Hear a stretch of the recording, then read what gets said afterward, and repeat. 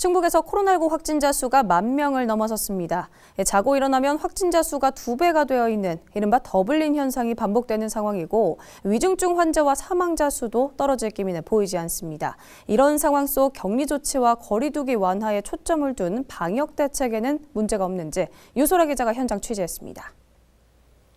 15일 오후 4시 기준 충북 지역 신규 확진자 수는 6,987명.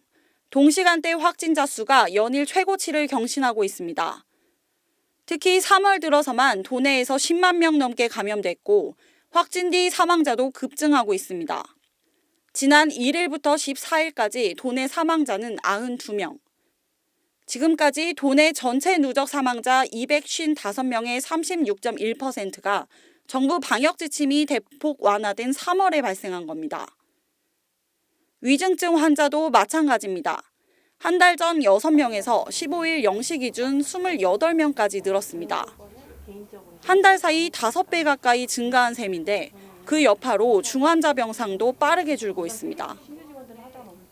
지난달 10%에서 20%를 보이던 위중증 환자 병상 사용률은 지난 14일 68.3%까지 치솟았습니다. 오미크론 이제 지난해 12월부터 오미크론 이제 변이가 많이 나오면서 이제 확진자가 굉장히 많아지고 이제 전체 도민의 한 10% 이상이 확진자가 된 상황에서 기존에 이제 고령층에 계셨던 분들 중에서 확진되신 분들 중에서 이제 미접종자이신 분이 대부분 확진자 중에서 사망자가 많이 나오고도 있고. 상황이 이런데도 정부는 방역의 고삐를 풀어 확산세를 키우고 있다는 지적입니다. 현행 방역 지침에 따르면 일주일간의 격리 기간이 지나면 바로 일상 복귀가 가능한데 이를 통한 추가 확산 우려에 대해선 별다른 대책이 없는 실정입니다. 확진 뒤 격리 해제됐음에도 후유증이나 부작용을 호소하는 이들이 속출하고 있다는 점이 이를 뒷받침하고 있습니다. 이제 격리 기간이 끝나고 이제 출근이 가능해서 이제 회사에 다시 나가고 있는데요.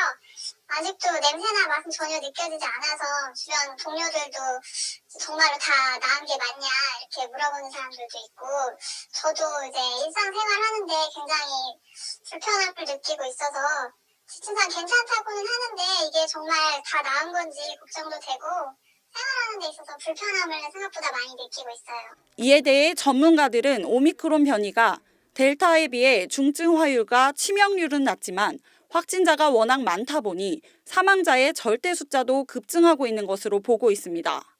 이 과정에서 강도 높은 격리와 치료 절차가 완화되면서 상황을 악화시키는 것이 아니냐는 우려도 나오고 있는 겁니다. 어떤 분들은 회복이 좀 더뎌서 이런 치료 후에 다시 이제 근무를 하신다든지 그런 불편감이 있을 수 있는 건 사실이지만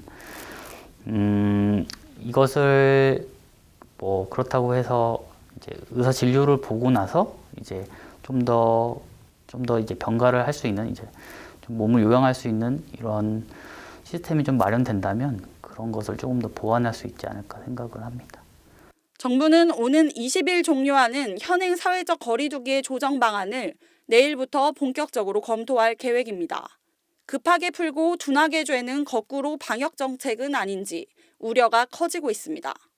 HCN 뉴스 유소라입니다.